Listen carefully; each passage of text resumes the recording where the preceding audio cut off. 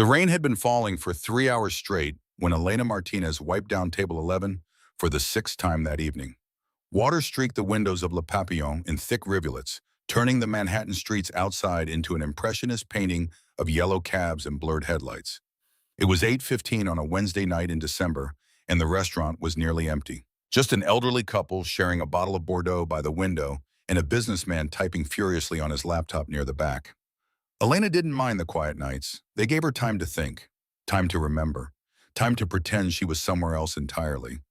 26 years old, and she was still working the same job she'd taken temporarily 4 years ago. The tips were decent, $127 on a good night, sometimes $200 if the right clientele came in. She'd spent a semester abroad in Paris, walked the halls of the Louvre 17 times, and written her thesis on the influence of Impressionism on modern advertising. None of it mattered. Not here. Not in the real world where connections meant more than credentials and trust funds opened doors that talent alone could not. Elena straightened, rolling her shoulders against the familiar ache that came from standing for 8 hours.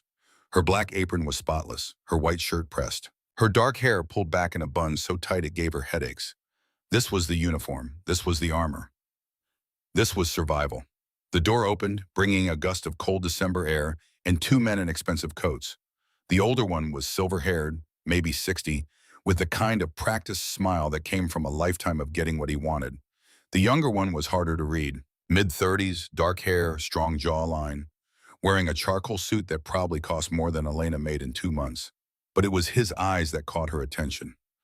Dark, exhausted, haunted. She knew that look. She saw it in the mirror every morning. Antoine, the head waiter, gestured toward the front of the restaurant. Table 7. Elena grabbed her notepad and smoothed down her apron. Professional, polite, invisible. That was the goal. Take the order, serve the food, collect the tip. Go home. Repeat tomorrow. And the day after that. And the day after that. As she approached, she caught fragments of their conversation. They were speaking in French, rapid, fluent, the accent of people who'd learned the language somewhere expensive. The older man was sliding something across the table. A watch. Even from 5 feet away, Elena could see it was meant to look valuable. Worth at least $3 million, the older man was saying. His French was flawless, but there was something underneath it, something oily. A 1956 Rolex Submariner. Original band, original face. The provenance is impeccable. Elena's heart stuttered. She'd spent 3 years working at her Uncle Marco's antique shop in Texas during high school, learning to spot the difference between authentic and counterfeit. Her uncle had been a watchmaker in Mexico City before immigrating, and he'd taught her everything. The weight of real gold, the movement of Swiss mechanisms, the tiny details that separated a masterpiece from a fake. This watch was wrong. The crown was too large. The bezel didn't have the right texture. And the way the man was pushing the sale, the urgency in his voice, it was a scam. She was almost certain of it. She should stay out of it. It wasn't her business. She was just a waitress. Just a girl with student loans and a dead father's dreams she couldn't seem to fulfill. But then she remembered something Carlos Martinez used to say. The measure of a person isn't what they do when someone's watching. It's what they do when no one is. Elena stopped at the table. The younger man looked up. Their eyes met. For a second, just a second, something flickered in his expression. Recognition of something he couldn't quite name. Then it was gone, replaced by a polite expectation. May I take your order, gentlemen? She asked in English, keeping her voice neutral. The older man barely glanced at her. A bottle of the 2009 Chateau Margaux, and give us a moment. But the younger man was still looking at her, really looking. Not through her the way most wealthy customers did, but at her, like she was a person, like she mattered. Of course, Elena said, take your time. She walked to the bar, her mind racing. The watch, the urgency, the too smooth pitch. This man, this younger man with the expensive suit and the exhausted eyes, was about to be scammed out of millions of dollars. And she could stop it. She should stop it. But crossing that line meant stepping out of the shadows. It meant being seen. Elena grabbed the wine bottle. Her hands were steady. That was something her father had taught her too. When you know you're right, your hands don't shake. She walked back to the table, set down the bottle. Then, as if making casual conversation, she switched to French.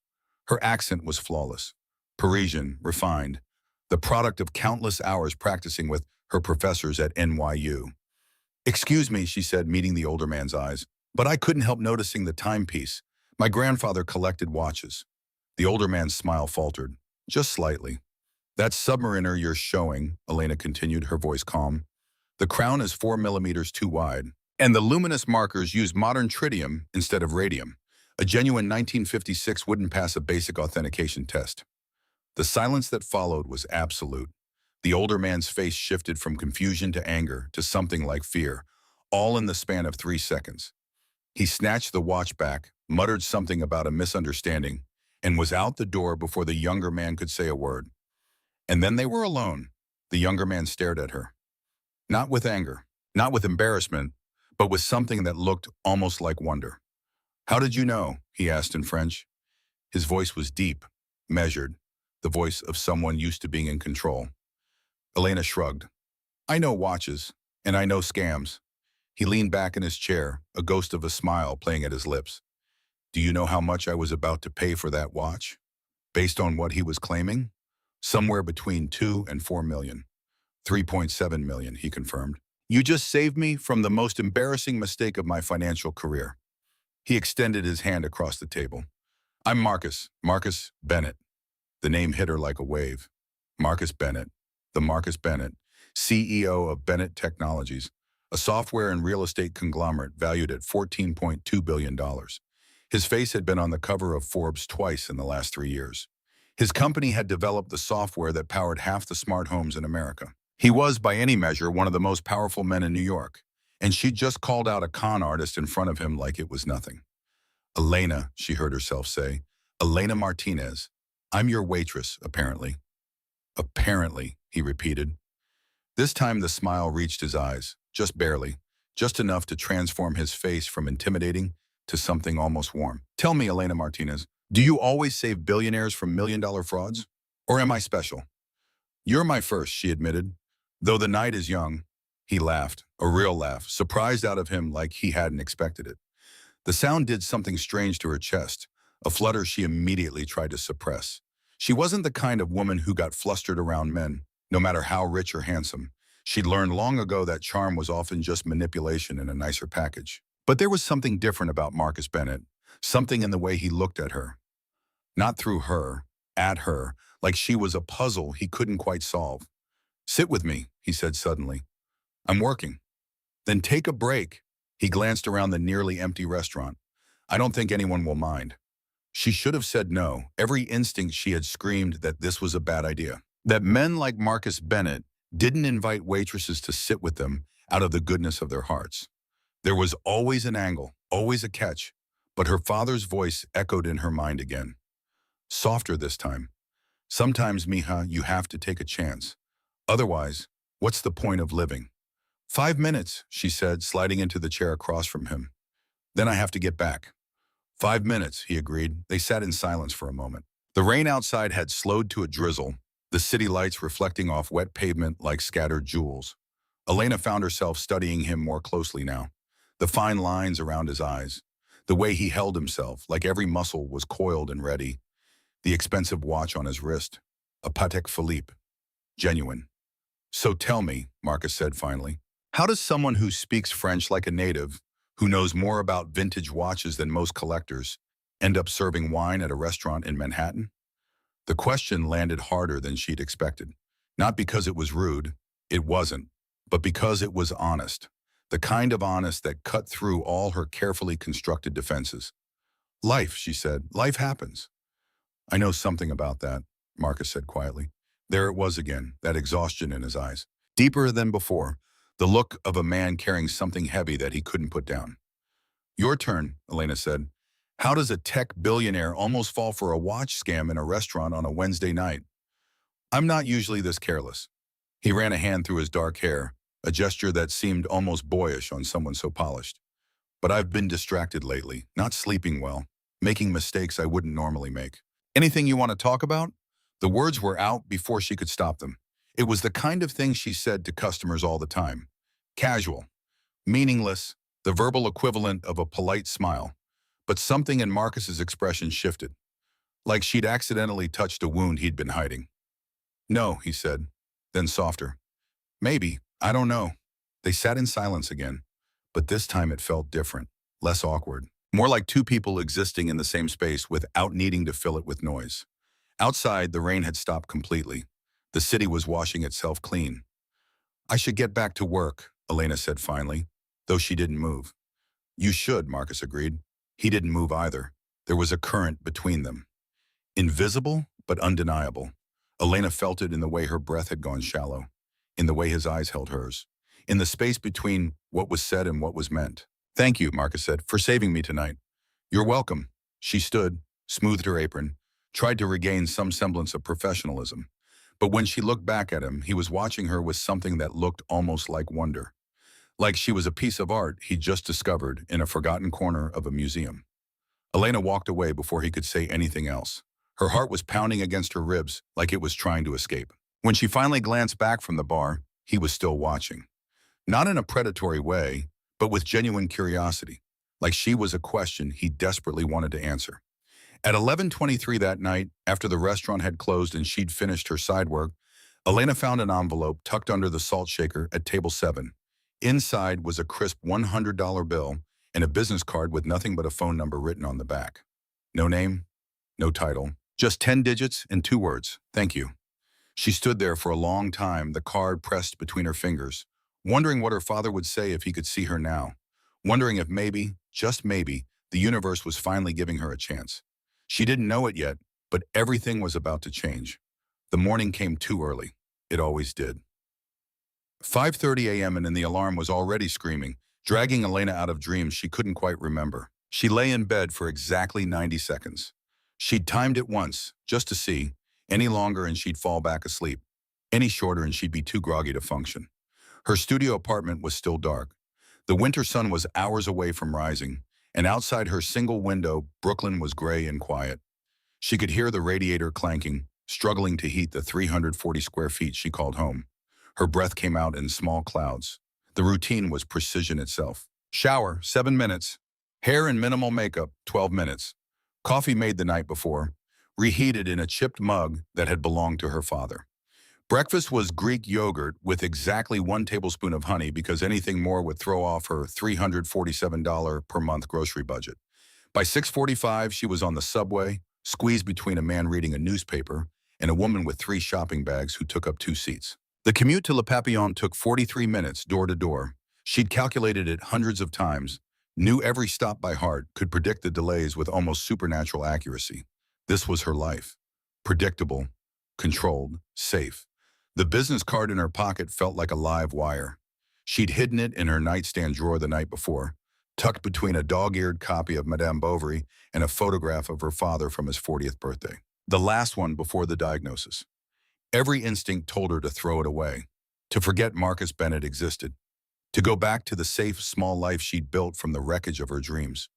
But she couldn't stop thinking about him, the exhaustion in his eyes, the way he looked at her like she mattered, the sound of his laugh, surprised and genuine.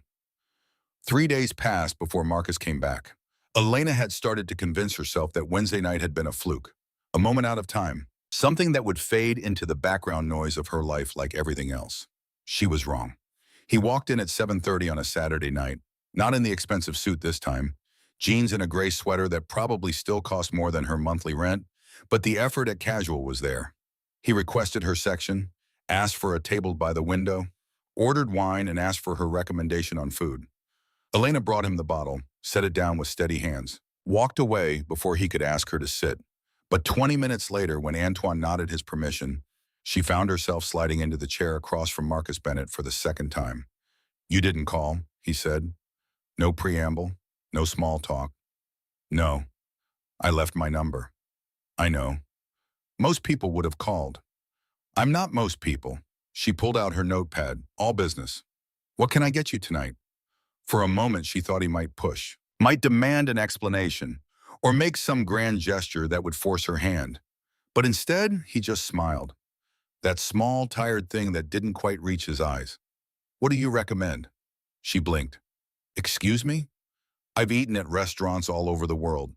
Michelin stars, famous chefs, meals that cost more than most people make in a month. And you know what I've learned?" He leaned back in his chair, studying her now. "The best food isn't always on the menu. It's what the people who work there actually eat. So what do you recommend? No one had ever asked her that before. Not in 4 years of working here. 4 years of serving food she couldn't afford to eat herself. The duck confit, she said slowly. But ask Jean-Pierre to add the fig reduction from the special last month. It's not on the menu anymore, but he'll do it if you ask nicely. And the roasted vegetables on the side. Not the potatoes. They use too much butter in the potatoes. Done. He closed the menu he hadn't even opened. And whatever you're having for dinner, I hate eating alone. Mr. Bennett. Marcus, please. Marcus. The name felt strange on her tongue, too intimate. I'm working. So take a break. You took one Wednesday. That was different. How? She didn't have an answer. Not one she could say out loud anyway. How could she explain that Wednesday had been a moment of madness? A crack in her carefully constructed walls? That she'd spent the last 3 days trying to patch that crack before it spread? I'm not someone who takes breaks, she said finally. I'm someone who works. So am I. Something flickered in his expression. Pain, maybe, or regret. That's actually part of the problem. There was a story there. She could see it in the tension of his shoulders, hear it in the weight of his words. A story that had nothing to do with billion-dollar companies or magazine covers, and everything to do with whatever haunted those beautiful, exhausted eyes. Against her better judgment, Elena heard herself say, Fine, let me put in your order, but I'm only taking 15 minutes. 15 minutes is all I need. She didn't believe that for a second. But she put in the order anyway, grabbed a bread basket from the kitchen, and found herself sliding into the chair across from him for what was becoming a dangerous habit.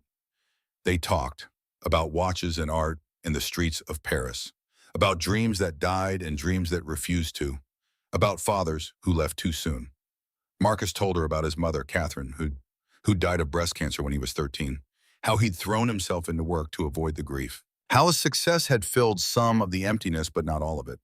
Elena told him about Carlos, about the hospital room, about the 6 months of darkness after his death when she'd thought about giving up on everything, about her high school counselor, Mrs. Morrison, who'd noticed something was wrong and made her talk, who'd probably saved her life.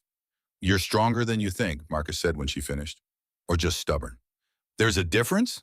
She laughed, actually laughed. And for a moment, the weight she carried every day felt just a little bit lighter. The 15 minutes turned into 30, then an hour. Antoine shot her looks from across the restaurant but didn't interrupt. Other customers came and went. The rain started again, soft against the windows. And through it all, Elena and Marcus sat at table 7, two strangers learning each other's scars.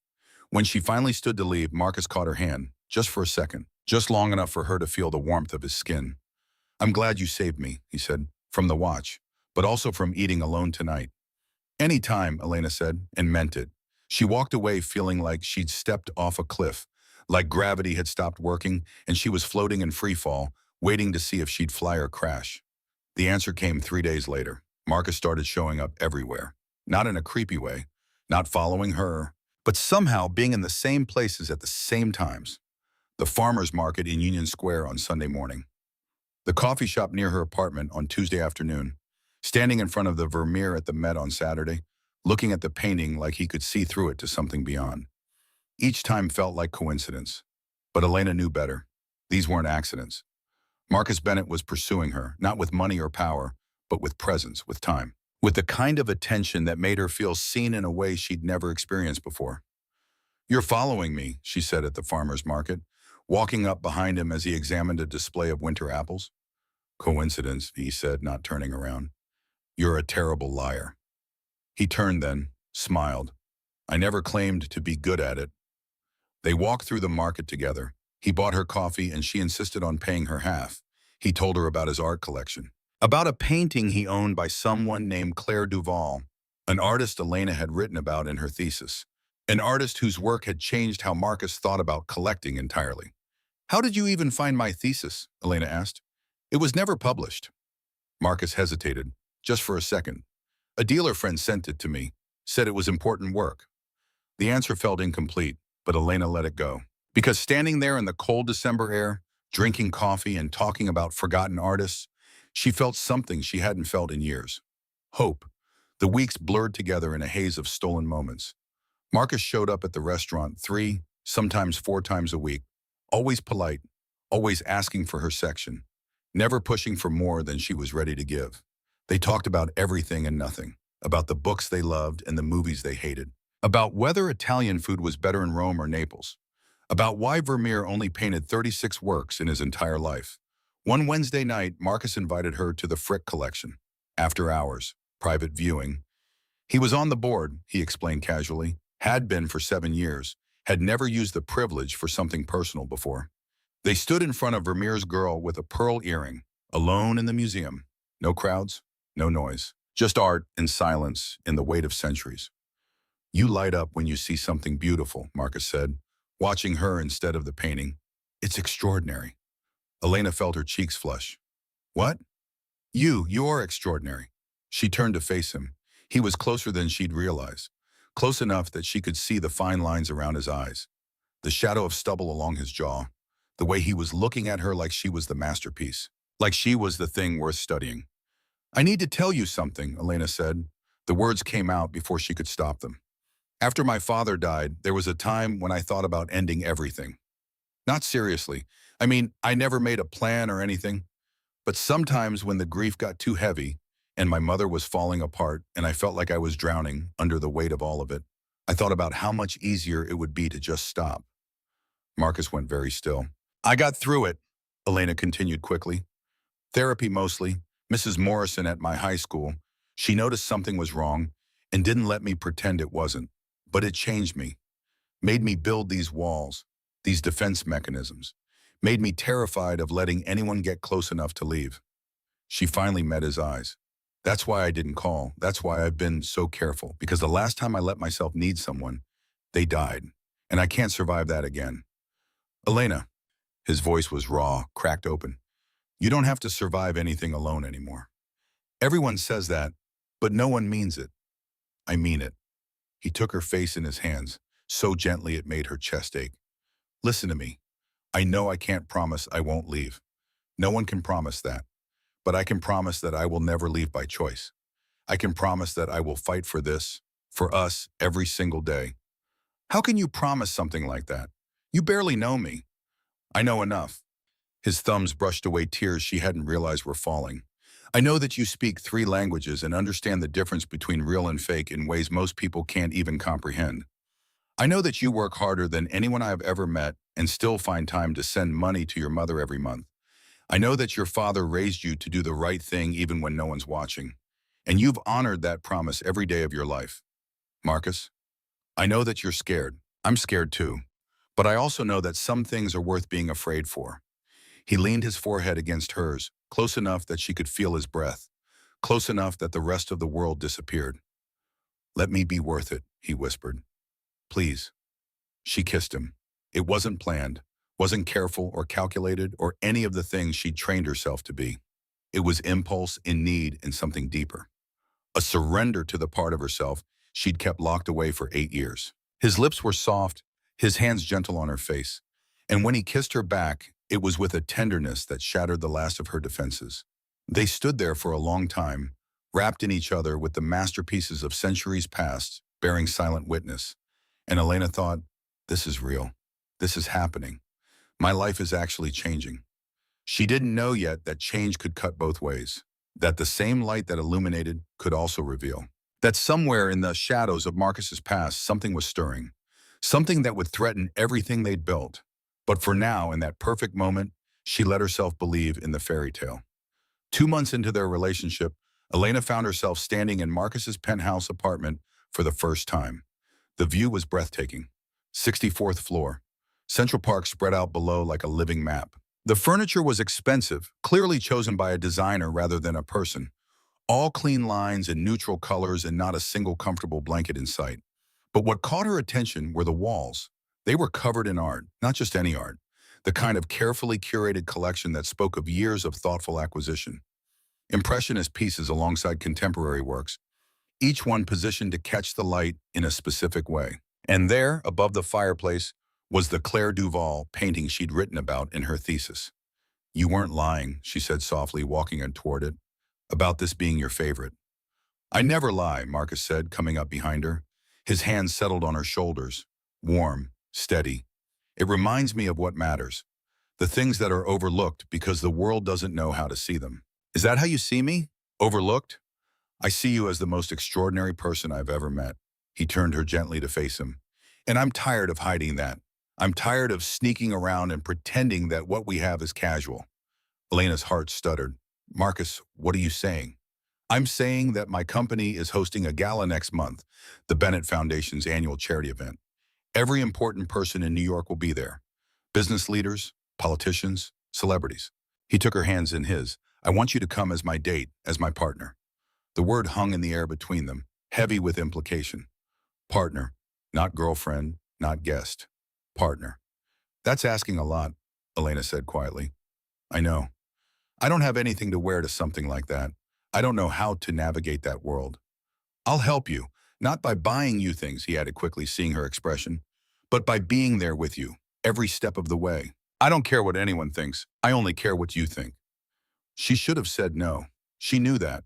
A waitress from Brooklyn walking into a room full of billionaires and socialites. It was asking for humiliation, asking for the kind of comparison she'd spent her whole life trying to avoid. But when she looked into Marcus's eyes, those beautiful, exhausted eyes that had seen her from the very first moment, she couldn't find the word. Okay, she heard herself say. Okay, on one condition. Anything. I choose my own dress. I may not have much money, but I have taste. He laughed. That surprised laugh she'd learned to love. The one that seemed to escape him against his will. Deal. The next 3 weeks were a blur of preparation. Elena visited 7 thrift stores before finding the perfect dress. Deep emerald green that hugged her curves and made her eyes seem to glow. It cost $145, marked down from $520. And when she tried it on, she felt like someone else entirely. Someone who belonged in ballrooms. Someone who could stand next to a billionaire and not feel small. She practiced walking in heels until her feet ached. She watched videos on formal etiquette. She memorized the names of Marcus's board members and major investors. She even researched the charity they'd be supporting. The Bennett Foundation provided art education to underprivileged children. Kids who loved beauty but couldn't afford to pursue it. Kids like she'd been once. Antoine helped her with final polish. How to hold a wine glass at a formal event. Which fork to use when. How to make small talk with people who had nothing in common with her except breathing the same air. You're ready, he told her the night before the gala.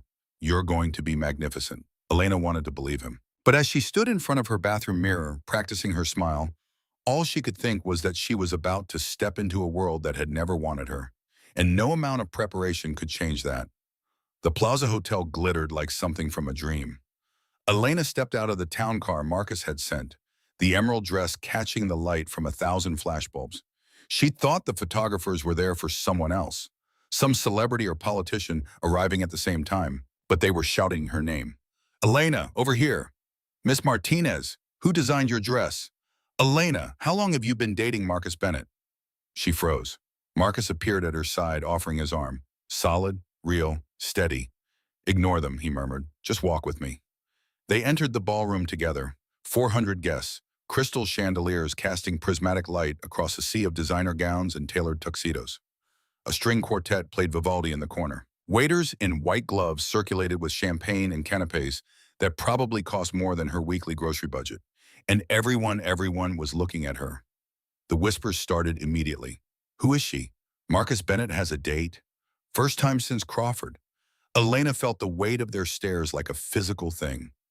Heavy, judging, measuring her against some invisible standard she'd never be able to meet. Marcus's hand tightened on the small of her back, steadying her, anchoring her. They're curious, he murmured in her ear. I haven't brought anyone to one of these events since Vanessa. Let them look. Let them wonder. All they need to know is that you're with me.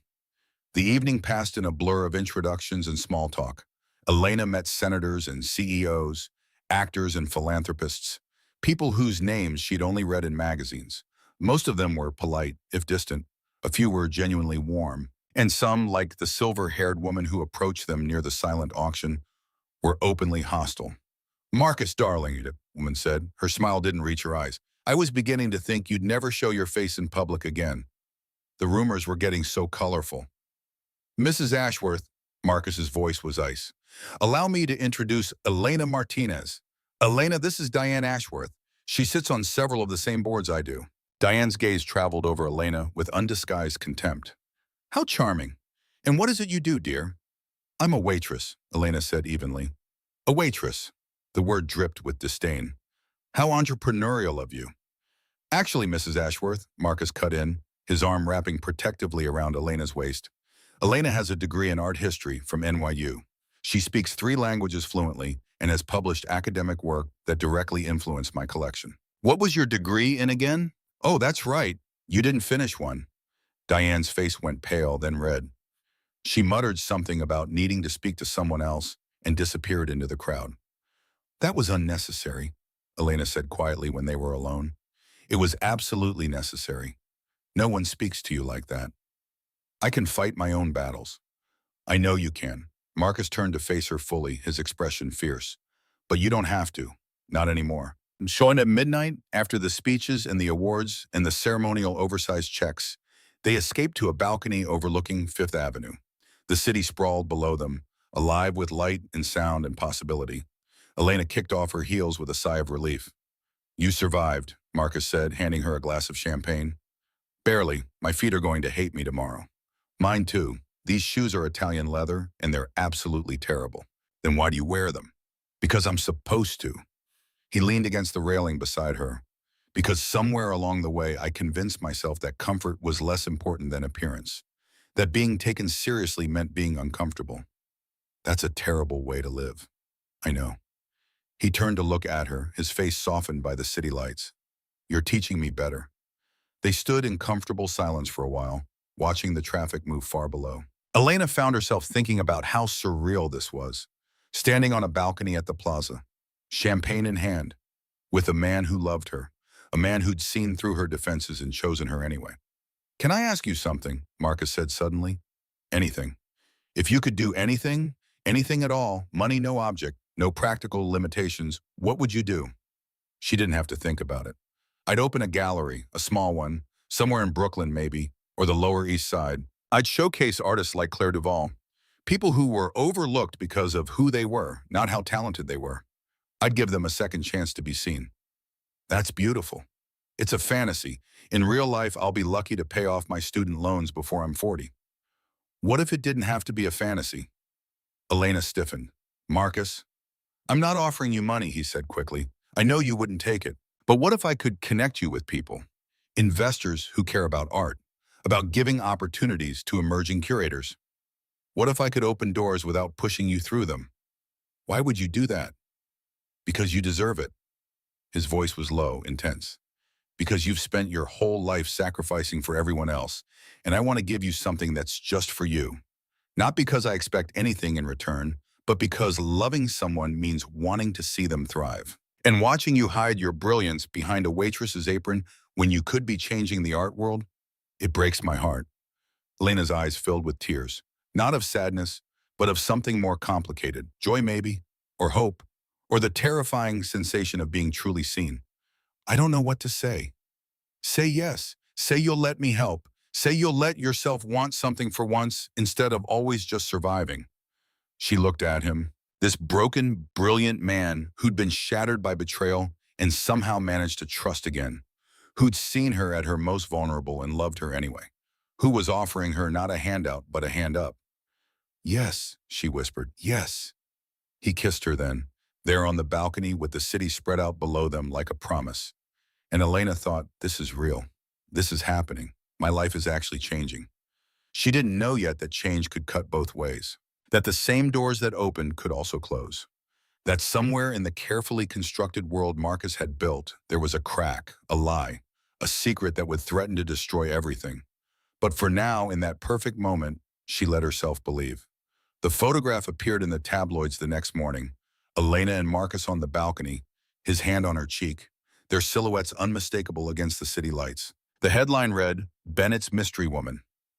Who is Elena Martinez? The article included everything. Her background, her father's death, her mother's financial troubles, her job at Le Papillon. The journalist had dug deep, pulling up details Elena had thought were private, protected, safe. She felt violated, exposed, like someone had stripped away her clothes and put her on display for the world to judge. Marcus called 3 times before she answered. His voice was tight with worry. I'm sorry, I should have warned you this might happen. The media, they dig. It's what they do. How did they get all this? Elena asked. Her voice sounded hollow even to her own ears. The media has resources. They find things. But I promise you I didn't give them anything.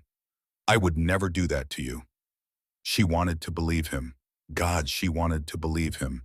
But something about his voice felt wrong, like he was holding something back. Elena, are you okay? I need to go, she said. I have to get ready for work.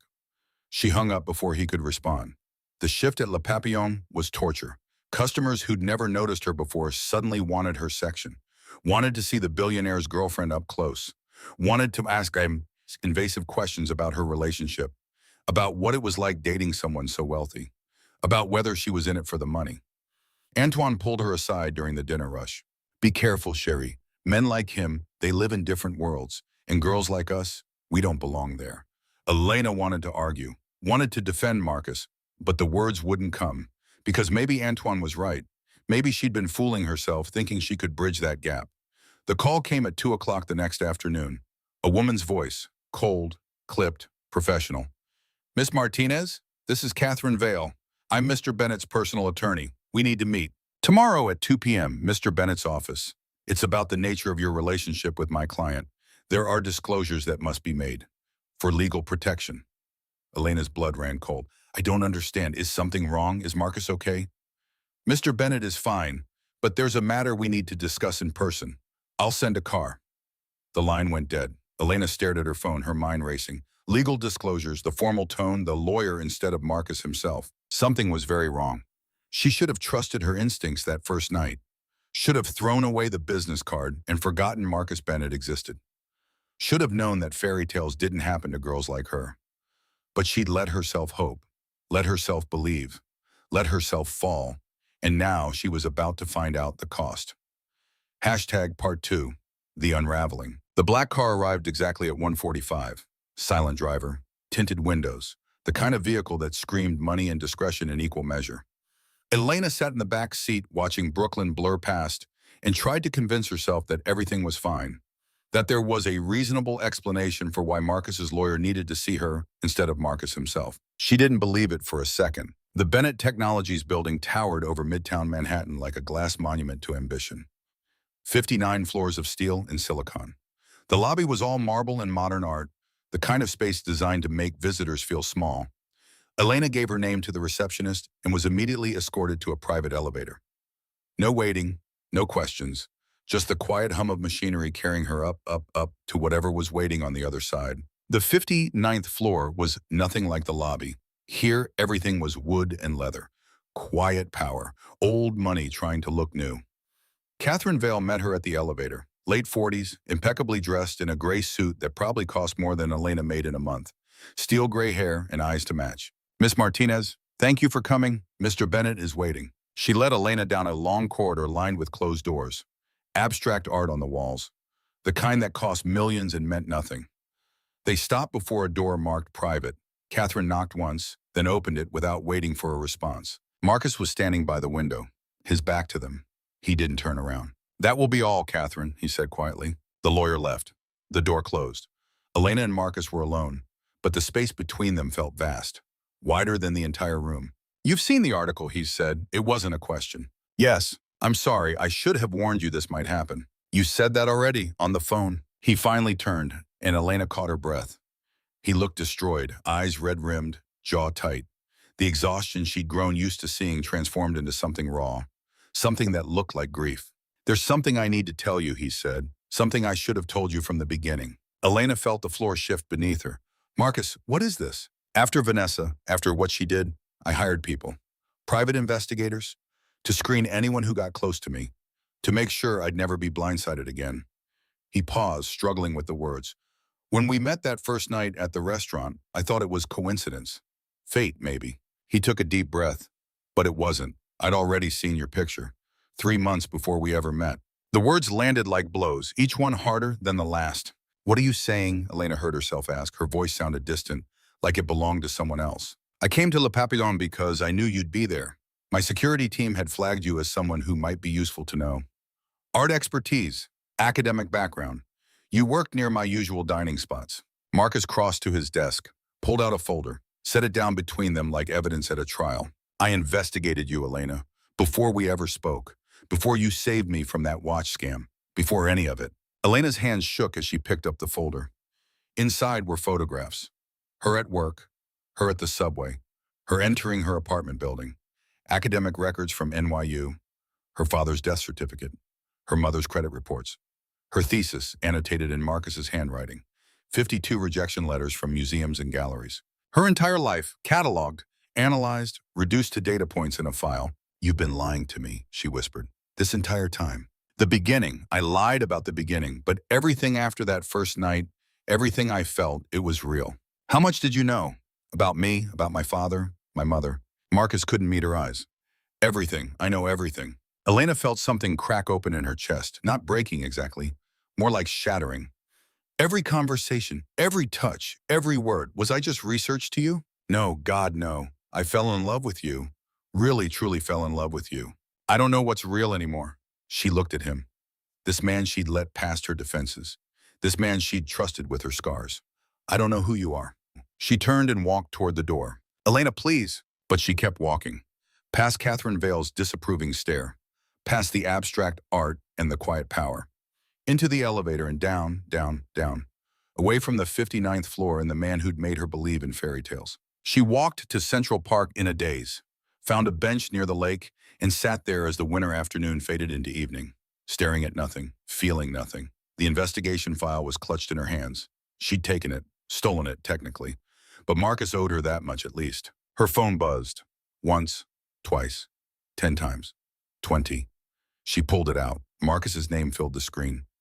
Missed calls, text messages, a flood of words trying to explain the inexplicable. Elena blocked his number. Then she called her mother. Mija, are you okay? I saw the news. And Elena broke down, right there on a park bench in the middle of Manhattan, sobbing into the phone while Rosa murmured comfort in Spanish. The language of her childhood, the language of safety. Come home, Rosa said. Come home and let me take care of you. But Elena didn't go home.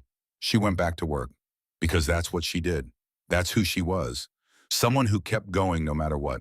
Someone who survived. The next 3 days passed in a haze of numbness and routine. She showed up for her shifts at Le Papillon, smiled at customers, took orders, served food, collected tips, $140, $88, $97, numbers that had meaning once, numbers that felt hollow now. Antoine watched her with worried eyes but asked no questions. The other servers whispered when they thought she couldn't hear. Poor thing, I told her men like that only bring trouble. She should have known better. Maybe they were right. Maybe she should have known. On Sunday, Elena went to the Met, her ritual, the one constant in a life that had been turned upside down. She stood in front of the Vermeer, the painting that had witnessed her first kiss with Marcus, the painting that had seen her surrender. It looked different now, colder somehow, less magical. Miss Martinez? A security guard was standing beside her. Older man, kind eyes. He held out an envelope. Gentleman asked me to give you this. Elena took it with numb fingers, waited until the guard left before opening it. Inside was a letter, Marcus's handwriting. Neat, controlled, the script of someone who'd learned to keep his emotions locked away. She read it, standing there in front of the Vermeer. Wrote about his paranoia after Vanessa, his loneliness, his desperate need to feel safe, his belief that controlling information meant controlling pain. She read about the night they met, how he'd almost stayed away, how seeing her had changed everything, how falling in love with her had been the most terrifying thing he'd ever done. She read his apology, his explanation, his plea for a chance to make things right. Then she crumpled the letter and dropped it in the trash. But 10 steps away, she stopped, went back, smoothed it out, folded it carefully and put it in her pocket. She hated him for lying, but she couldn't seem to throw him away. Elena was leaving the museum when she saw the black car, the same one from days before. It was parked across the street, engine idling. For a moment, she thought Marcus had sent another driver. Another summons, another attempt to explain. But when the window rolled down, it wasn't a driver she saw. It was a woman. Blonde, beautiful. Cold eyes that assessed Elena like she was a problem to be solved. Vanessa Crawford. Elena Martinez, Vanessa said. Her voice was smooth, cultured, the accent of private schools and European summers. We need to talk. Elena's instincts screamed at her to walk away, to hail a cab, to put as much distance as possible between herself and this woman. But something held her in place. Curiosity, maybe. or the need to understand what kind of person could steal nearly $1 billion and smile while doing it. I have nothing to say to you, Elena said. Not even about the other women? Elena froze. What? Get in. 5 minutes. Then you can decide if Marcus Bennett is worth destroying your life for. Against every shred of common sense, Elena got in the car. Vanessa signaled the driver and they pulled into traffic, circling, going nowhere. The city passed by outside the tinted windows like a dream. You think you're special, Vanessa said. Not unkindly, just stating a fact. You think what you have with Marcus is real, unique, true love conquering all. I don't know what I think anymore. Good. That means you're smarter than I gave you credit for. Vanessa pulled out a folder, eerily similar to the one Elena had taken from Marcus's office. 2 years ago, Chicago, a waitress named Sarah Miller. Same pattern. He investigated her, engineered their meeting, seduced her. 6 months later, he discarded her, paid her $100,000 for an NDA. She showed Elena photos. Marcus with a blonde woman, restaurant setting, intimate. The images could have been doctored, probably were, but they looked real enough to plant doubt. I loved him, Vanessa continued, her voice taking on an edge.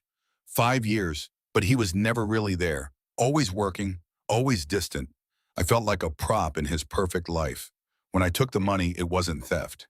It was compensation for years of emotional neglect. Elena listened, said nothing. Let Vanessa spin her story. The investigation file you saw? That's not even the worst of it. He has weekly reports on you, your movements, your conversations, even your therapy sessions. He knows you see Dr. Brooks every other Thursday. Elena's blood ran cold. She did see a therapist on Thursdays. How could Vanessa know that unless Marcus was still having her followed? Vanessa showed her more documents. Surveillance logs dated last week. Photos of Elena outside Dr. Brooks' office. A psychological profile that reduced her to personality traits and trauma responses. He'll destroy you, Vanessa said softly. Like he destroyed me. He can't love. He can only possess. She pulled out a checkbook, wrote a number that made Elena's vision blur. $250,000. Leave him. Start your gallery. Build the life you deserve. Away from him. Elena stared at the check. It was more money than she'd see in 5 years of waitressing. Maybe 10. It was freedom, safety, a fresh start. It was also a trap. You're not here to warn me, Elena said slowly. You're here to destroy him. I'm here to save you. No. Elena looked at Vanessa. Really looked. Past the expensive clothes and perfect makeup to the desperation underneath. You're here because he's happy and you can't stand it. Vanessa's mask cracked, just slightly.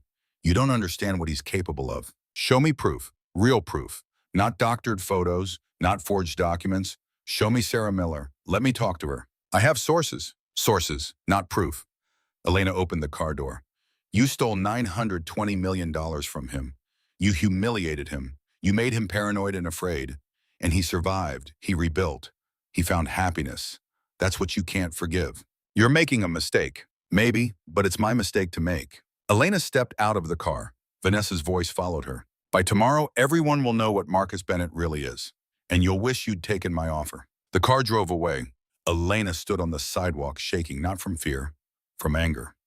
From the clarity that came with seeing Vanessa's desperation. With understanding that this wasn't about protecting Elena, it was about revenge. She pulled out her phone, unblocked Marcus's number. 71 new messages appeared. She scrolled through them, read the desperation, the apologies, the naked fear that he'd lost her forever. Then she listened to the voicemails, all 71 of them. Most were short, just his voice saying her name, asking her to call, telling her he was sorry. But the last one, message 65, sent at 3 a.m. 4 days after their confrontation, was different. His voice was raw, broken, barely a whisper. Elena, I don't know if you'll ever listen to this, but I need you to know something. The night we met, I almost didn't come. I'd spent 3 months reading files, telling myself I was being careful. But really, I was just scared. Scared of feeling something real. Then I saw you. And you were standing there with your notepad and your tired eyes and your complete lack of interest in impressing anyone. And something inside me just stopped. All the fear, all the calculation.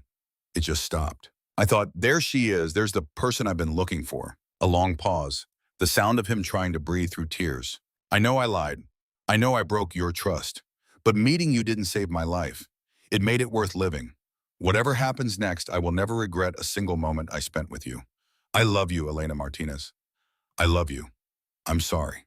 I'm so sorry. The message ended. Elena stood on the street corner with tears streaming down her face. People passed by without looking. Just another woman crying in New York. Nothing unusual, nothing worth noticing. But she was noticing, she was feeling, and she was making a choice. Elena hailed a cab, Bennett Technologies, and hurry. The emergency board meeting was already in progress when Elena arrived. She could hear raised voices through the heavy conference room door. Catherine Vale tried to stop her. "Miss Martinez, you can't go in there? Watch me." Elena pushed through the doors. 12 faces turned toward her. Shock, disapproval, curiosity. Marcus was at the head of the table, looking like he'd aged 10 years in 4 days. When he saw her, something flickered in his eyes. Hope, fear, love. "I'm Elena Martinez," she said to the room, "the woman you've all been gossiping about." Harold Vance, the board chairman, stood. "Miss Martinez, this is a private board meeting. You need to leave. I'm here because your CEO is about to make a decision based on protecting me, and I won't let him." She looked directly at Marcus. "Show them the file." "Elena, no. Show them." Marcus hesitated, then pulled up the investigation file on the screen. Photographs of Elena going about her daily life, her academic records, her father's death certificate, her mother's debts, her rejection letters.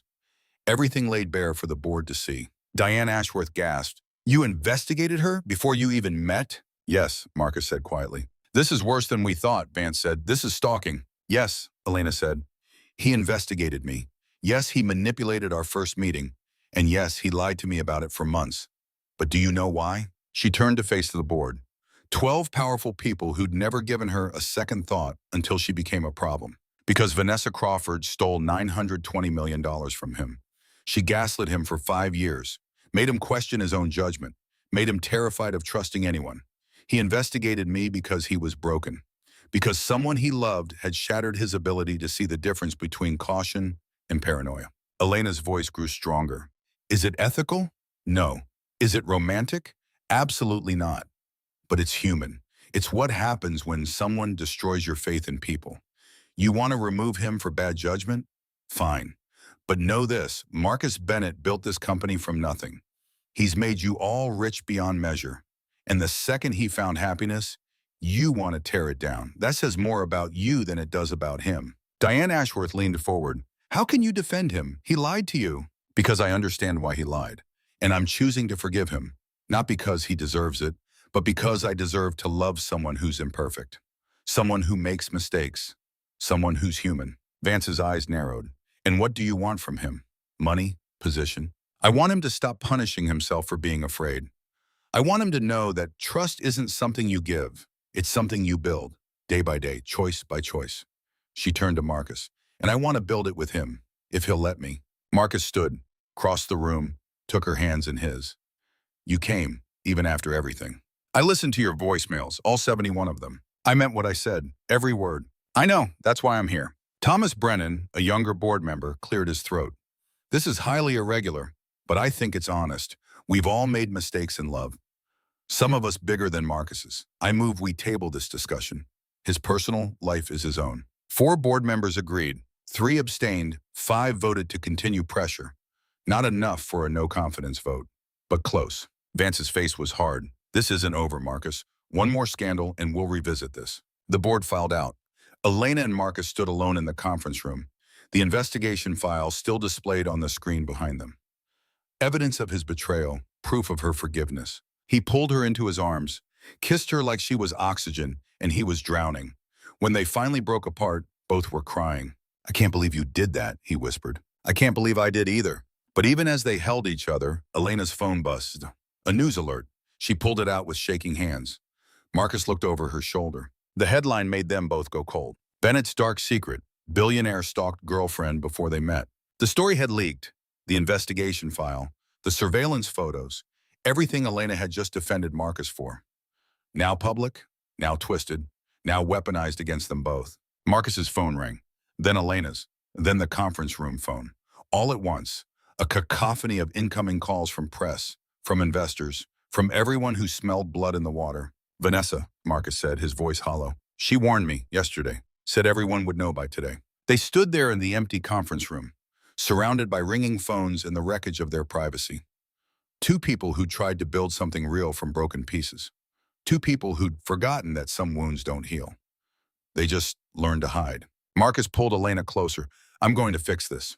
How? I don't know yet, but I will. Elena wanted to believe him, but as she looked at the headlines multiplying across her phone screen, as she heard the phones ringing like an alarm she couldn't silence, she wondered if some things were beyond fixing, if some prices were too high to pay. She'd defended Marcus to his board. She'd forgiven his lies. She'd chosen to trust him again. But the world, it seemed, had other plans. Hashtag Part 3, the reconstruction. The paparazzi were waiting outside Elena's apartment building when the car dropped her off at midnight. 15 photographers with cameras that clicked like mechanical insects, shouting questions she didn't want to answer. Did you know he was stalking you? Are you pressing charges? Were you paid to date him? Elena pushed through them without speaking, kept her eyes down, her jaw tight. Inside, the building was blessedly quiet. She climbed the 3 flights to her studio apartment and found her mother waiting. Rosa Martinez had let herself in with the spare key. She was cleaning, the way she always did when she was worried. The tiny kitchen spotless, the bathroom gleaming, the floors mopped, as if soap and water could wash away the kind of dirt that came from having your private life turned into public entertainment. Mija, Rosa said, pulling her daughter into her arms. Elena broke down, right there in the doorway of her 340-square-foot apartment, sobbing into her mother's shoulder while Rosa murmured comfort in Spanish, the same words she'd used when Carlos died, when the world had ended the first time. What does your heart say about Marcus? Rosa asked when the tears finally stopped. Elena pulled back, wiped her eyes. That he's broken, like me, and maybe we can fix each other. Then that's your answer. But fixing, Elena was learning, was harder than breaking. Over the next 2 weeks, she lost her job at Le Papillon. Not fired exactly, asked to take a leave of absence, paid of course. But the message was clear. Her presence was disruptive. The publicity was bad for business. Customers came to see the scandal, not the food. Antoine hugged her on her last shift. I'm sorry, Cherie. You deserve better than this. Maybe she did. But deserving and getting were 2 different things. Marcus was fighting his own battles. His board was circling like sharks. The stock price had dropped 3%, not catastrophic, but enough to worry investors. Enough to make Harold Vance call another emergency meeting. Enough to put everything Marcus had built at risk. They saw each other in stolen moments. Late at night when the paparazzi had gone home, early mornings before the city woke up, they talked, really talked, about the investigation, about his paranoia, about her walls, about whether love could survive this kind of pressure. I need something from you, Elena said one night. They were in Marcus's penthouse at 2 a.m., the city quiet below them. I need you to go to therapy, individual therapy, not just couples sessions. Marcus looked at her. I've been thinking about that too. I already made an appointment. You did? First session is Tuesday. I can't keep using Vanessa as an excuse for breaking people's trust. I need to deal with what she did to me. Really deal with it. Elena felt something loosen in her chest. Hope, maybe. Or just relief that he was trying, that they were both trying. Dr. Elizabeth Brooks was in her early 40s with kind eyes and a direct manner that Elena appreciated. Their first couples session was brutal. 2 hours of unpacking lies and trust and the difference between caution and control. Trust isn't a switch, Dr. Brooks said. It's a muscle. You build it through repetition, through showing up, through choosing each other even when it's hard. Marcus showed Elena his calendar. Every meeting, every call, every business dinner, complete transparency. It felt invasive at first, like she was becoming the investigator. But slowly, day by day, it started to feel different, like partnership, like proof that he meant what he said. Elena shared her fears, the nightmares about her father, the terror that loving Marcus meant giving him the power to destroy her, the part of her that wanted to run before he could leave first.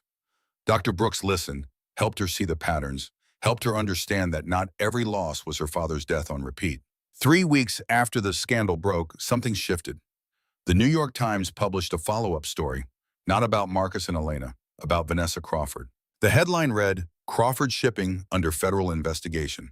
Former heiress implicated in fraud. Elena read the article with shaking hands. It detailed years of financial irregularities at Crawford Shipping, SEC investigations, offshore accounts, money laundering. The $920 million Vanessa had taken from Marcus hadn't been revenge. It had been a cover-up, a desperate attempt to save her family's failing empire. How did this come out? Elena asked Marcus. I don't know. I didn't leak it. But someone had. Someone with access to records that should have been sealed. Someone who'd been digging into Vanessa's past while she'd been busy trying to destroy their future. Elena had a suspicion, but she kept it to herself. 2 days later, Marcus called her, his voice tight with barely controlled rage. I got an email from Vanessa. She wants to meet. Tomorrow, Pier 54. Says if I don't come alone, she'll release everything. More photos, more documents, everything she has. Don't go, Elena said. I have to. I have to end this. Then I'm coming with you. Elena, I'm not asking permission. I'm telling you, we face this together or not at all. Pier 54 jutted into the Hudson River like a finger pointing at the sunset. Marcus arrived at 6 p.m., alone as demanded. Vanessa was waiting at the end of the pier. Red dress, designer heels, every inch the woman he had almost married. The woman who'd stolen nearly $1 billion and smiled while doing it. I missed you, Marcus, she said when he was close enough to hear. You stole from me, Vanessa. You don't get to miss me. I took what I was owed for 5 years of emotional neglect, 5 years of being invisible while you built your empire. So you destroyed mine, very proportional. Vanessa's mask cracked, just slightly. Leave Elena, come back to me, I'll return the money. All of it. We'll say it was a misunderstanding. Marcus stared at her. You're insane. I'm desperate. There's a difference. My family's company is failing. The SEC is closing in. I need you, your resources, your name, your protection. No, then I'll destroy you both. She pulled out her phone. One call, I release everything I have. Photos, documents, emails. By tomorrow morning, no one will do business with Marcus Bennett ever again. Do it, Marcus said. His voice was steady, calm. I don't care anymore. You're bluffing. Try me. Elena knows the truth. My board knows the truth. The only person you'll hurt is yourself. Vanessa's hand shook. The phone trembled.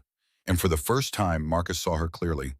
Not as the monster who'd broken him, but as a desperate woman who'd gambled everything and lost. He's not bluffing, a voice said behind them. Vanessa spun around. Elena was standing at the pier entrance, phone in hand, recording. What are you doing here? Vanessa demanded. Protecting what's mine. Elena walked forward, steady, fearless, everything Vanessa had tried to make her doubt. I know about the SEC investigation. I know about your 2017 fraud lawsuit. I know the money you took from Marcus went to Crawford Shipping. This was never about revenge. It was about covering your family's crimes. Vanessa went pale. You have no idea what you're talking about. I have a folder full of public records that say otherwise. Court documents, financial filings, SEC reports, all legal, all accessible to anyone who knows how to look. Elena held up her phone. And I have this recording, you threatening Marcus, demanding money, admitting to extortion. That's entrapment. No, that's evidence. You have two choices. Leave, forever, drop the threats, disappear, or I give this recording and my research to the FBI. They'd love to add extortion and wire fraud to whatever charges the SEC is preparing. Vanessa looked between them. Marcus and Elena, united, unbreakable, and something in her expression shifted. Defeat, rage, the bitter recognition that she'd lost. You deserve each other, she spat. Two broken people playing house. Maybe, Elena said, but we'll fail together, and that's more than you ever gave him. Vanessa walked away, her heels clicking on the wooden planks, getting smaller, disappearing into the gathering dusk, and with her went the weight that had been crushing them both. The fear, the manipulation, the shadow of a past that had haunted them for too long. Marcus pulled Elena into his arms, held her so tight she could barely breathe. You shouldn't have come. It was dangerous. You were going to sacrifice yourself for me. Again, I wasn't going to let you do that. How did you find all that information? I'm an art historian. Research is what I do. She smiled. Also, I may have called that journalist from the Times. Rachel Morrison suggested she look into Crawford Shipping, pointed her in the right direction. Marcus laughed. Actually laughed. The sound of a man who'd been holding his breath 4 years finally exhaling. You're extraordinary. I'm practical. There's a difference. They stood on the pier as the sun set over the Hudson, the city behind them, the river before them. Two people who'd been broken by betrayal learning to trust again. Not perfectly, not without scars, but real, honest, choosing each other despite everything. Come home with me, Marcus said. I am home, Elena replied. Wherever you are, that's home. The weeks that followed were a blur of building something new, not just their relationship, but Elena's dream. Marcus connected her with investors, real ones, people who cared about art and second chances. Margaret Sullivan, Daniel Foster, Jennifer Walsh, Catherine Pierce, people with money and vision and a belief that overlooked artists deserve to be seen. They met in a conference room in Brooklyn. Elena presented her vision, the Martinez Gallery, a space for forgotten voices. Female artists, immigrant artists, artists whose work had been dismissed because of who they were, not what they created. Educational programs for underprivileged children, partnerships with schools, a chance for kids who loved beauty but couldn't afford to pursue it. The investors were impressed. More than impressed. They were moved by her passion, her knowledge, her absolute certainty that this mattered. 500,000 initial funding, Margaret Sullivan said. You own 60% equity. We split the remaining 40. You have full creative control. Elena looked at Marcus. He smiled, nodded. This was hers. He'd opened the door. But she was walking through it on her own terms. One condition, Elena said. Marcus isn't involved financially. This needs to be separate from him, from us. The investors agreed. Contracts were signed. Dreams became plans, became action. Elena found a space in Dumbo, an old warehouse building, exposed brick, 2,400 square feet. Perfect light. She could see it already. The paintings on the walls, the children learning to see beauty, the artists getting their second chance. But 2 weeks before the opening, the sabotage began. Building inspectors arrived with violations that didn't exist. Permits were revoked without explanation. Suppliers canceled orders, claiming fraudulent chargebacks on payments Elena had made months before. 3 artists pulled out after receiving anonymous emails saying the gallery was a scam, that Marcus Bennett's guilt money would taint their work forever. Elena worked 18-hour days fighting bureaucracy, hiring lawyers, chasing down paper trails, and slowly, the pattern emerged. Every obstacle, every cancellation, every suspicious email, they all traced back to the same source. Vanessa wasn't done yet. Let me handle it, Marcus said one night. They were in the empty gallery space, surrounded by half-hung paintings and construction debris. I can make this go away. Pay the right people, grease the right wheels. That's corruption, Elena said. It's how things work. Not for me. We do this right, legally, even if it takes longer. Marcus looked at her, saw the steel underneath the exhaustion, the same strength that had walked into his board meeting and defended him when she had every reason to walk away. Okay, we do it your way. But doing it the right way meant they might not open on time, meant the gallery might fail before it even started. 5 days before opening, they were still $73,000 short. A major donor had pulled out. Sabotage or cold feet, it didn't matter. The result was the same. Elena sat on the floor of the empty gallery and cried. Great heaving sobs that came from somewhere deep, from the place where dreams lived and died, from the part of her that had believed, just for a moment, that fairy tales could be real. Her phone rang. Rosa. Mama, I can't do this. It's too much. Your father didn't raise a quitter. He also didn't raise someone who accepts handouts. No, mija. He raised someone who accepts help when it's offered with love. The next morning, Elena woke to find Antoine had started a GoFundMe. Help Elena Martinez open her gallery. Her NYU professors had shared it. Former classmates, people who'd read about her story in the news, strangers who believed in second chances. In 48 hours, they raised $52,000. Still 21,000 short, but close. So close. Marcus found her in the gallery, staring at the number on her phone. Let me cover the gap, he said, not as a gift, as a loan. Gallery pays me back when it's profitable. Standard terms. Fair market rate. I want a contract, legally binding. Elena looked at him. You're going to charge me interest? I'm a businessman. She laughed through her tears. Okay, but I want everything in writing. You're a creditor, not a benefactor. They signed the contract that night. Partners, equals, building something together that belonged to both of them and neither of them. Building trust the only way it could be built, one choice at a time. 2 days before opening, the permits cleared. A different inspector, one who actually looked at the records and saw the violations were fraudulent. The suppliers reinstated their orders. The artists came back, and suddenly, impossibly, they were ready. The night before the opening, Marcus took Elena to a room in the back of the gallery, a door she'd been told not to open. A surprise he'd been working on with Rosa while Elena fought bureaucracy and doubt. What is this? She asked. Open it. Elena pushed open this door and gasped. The Carlos Martinez Memorial Room. 200 square feet covered in her father's life. Photographs of him young and smiling. His carpenter tools displayed like the art they were. The wooden box he'd made for her. His handwritten recipes. And on the wall, a letter. His handwriting. Words she'd never seen. Her mother stood in the doorway, crying, smiling. He wrote it before he died, Rosa said. I kept it. For when you were ready. Elena read through tears. My dearest Elena, If you're reading this, I'm gone. I'm sorry I couldn't stay to see the woman you'll become, but I already know she'll be extraordinary. You have a gift. You see beauty where others see nothing. You find value in what the world overlooks. Never lose that. Life will be hard, harder than it should be, but keep going, keep building, keep seeing. When you find love, real love, don't run from it because you're scared. Fear is natural, but so is courage.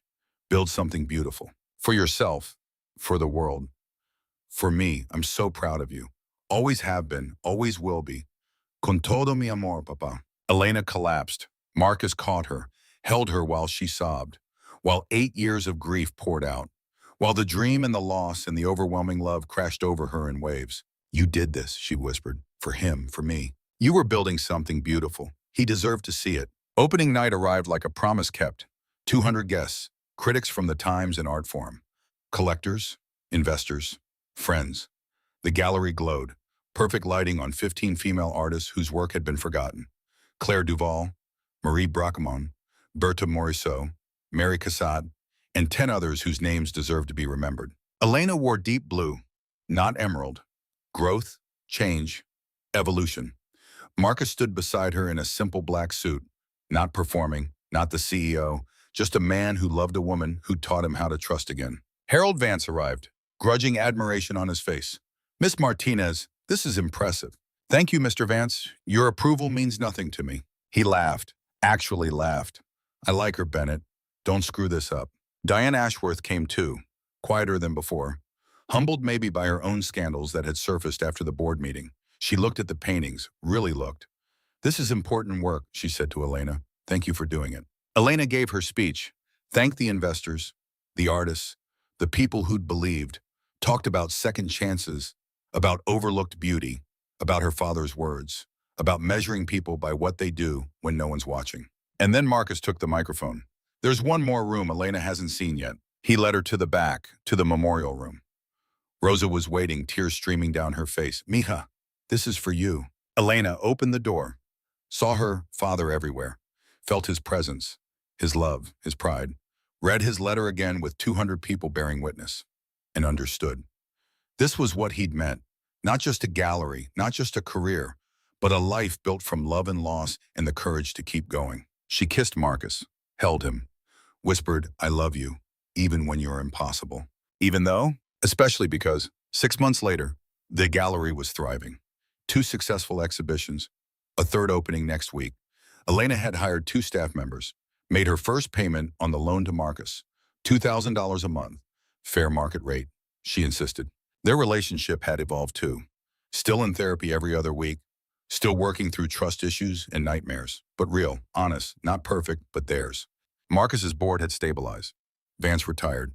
New leadership, less hostile, more progressive. Marcus delegated more, worked less, spent weekends at the gallery with Elena, watching her teach children about art, seeing her dream become reality. Rosa was dating again, a kind man who owned a bookstore, someone who treated her well, someone who understood that love didn't mean possession. Jake Harrison visited from Seattle, reconciled with Marcus, met Elena, approved. You're good for him, he told her. Don't let him forget it. In October, Marcus took Elena to Vermont, to the cabin that had belonged to his mother, the place he hadn't visited since Catherine died 21 years before. They spent the weekend healing, talking, being quiet together, learning that love wasn't just passion, it was peace. Sunday morning, he gave her a wooden box, small, handmade. She recognized it. Carlos had made it. Inside were 2 keys, one to the cabin, one to a new space. There's an apartment building near the gallery, Marcus said. Upper floor was empty. I bought it for the gallery, for restoration work, authentication, research. It belongs to the business, not me, not you, but you need it. You're learning, Elena said. I'm trying, but I need one more thing from you. Anything. Move in with me, officially, not a trial, a commitment. Marcus smiled. What about your Brooklyn apartment? I'll keep it, sublet it, whatever makes me feel safe. But I'm ready to share my life with you. On one condition, Elena said. What? You let me keep the investigation file. Marcus looked confused. Why? Because it's part of our story. The beginning. I don't want to forget how we started, even the ugly parts. It reminds me what we overcame. His eyes filled with tears. Okay, it's yours. They sat on the cabin porch, Vermont mountains in fall colors, crisp air, quiet, the kind of peace that came after storms. My father would have liked you, Elena said. You think? He believed in second chances, redemption, building beautiful things. You've given me all of that. You gave them to me first. 2 months later, December. 1 year after they met, Christmas Eve. The gallery was closed, but Elena and Marcus were there, hanging a new exhibition, bickering about placement. Left. No, my left. The comfortable argument of people who knew each other, who'd chosen each other despite everything. A knock on the door. A woman in her 30s, dark hair, nervous smile. Elena Martinez? Yes. I'm Dr. Emma Richardson from Chicago. I read about your gallery. I have an artist I'd like you to consider. My grandmother. She was Irish-American, painted during the Depression. Most of her work was destroyed, but I have photographs, sketches. Elena felt tears prick her eyes. This was it. This was what the gallery was for, giving voice to the voiceless. Second chances. Her father's legacy living on. I'd love to see them. Emma left. Marcus put his arm around Elena's waist. You're crying. Happy tears? Very happy. I can't believe this is my life. A year ago, I was folding napkins. Now I'm changing the art world. We're changing it. Together. They finished hanging the last painting, stepped back, admired their work. Not just the exhibition, but everything they'd built, the gallery, the trust, the love that had survived lies and betrayal and Vanessa's poison, the life they'd chosen despite the odds. You know what I realized, Marcus said, that first night with the fake Rolex? You didn't just save me from a scam, you saved me from myself. And you saved me from giving up on my dreams, even if your methods were questionable. Always gonna hold that against me? Every day for the rest of your life. I can live with that. Elena's phone buzzed, email notification, Whitney Museum, subject, curator position, interview request. She'd applied months ago, given up hope. They wanted to interview her, the job she'd dreamed about since NYU. Marcus saw her face. What is it? The Whitney. They want to interview me. Are you going to go? Elena looked around the gallery, her gallery, the Martinez gallery, second chances, overlooked artists, children learning to see beauty. Her father's memory honored, her dream realized. Not someone else's version of success, her own. No, she said, deleted the email. I have everything I need right here. You're sure? Completely. This is my dream, not theirs. They turned off the lights, locked the door together, walked into the New York winter night hand in hand, unfinished, imperfect, still learning to trust, still working through trauma, still choosing each other every single day. Not a fairy tale ending, just a real one. Two broken people building something beautiful from the pieces. Two people who'd learned that love wasn't about being perfect. It was about being brave enough to try.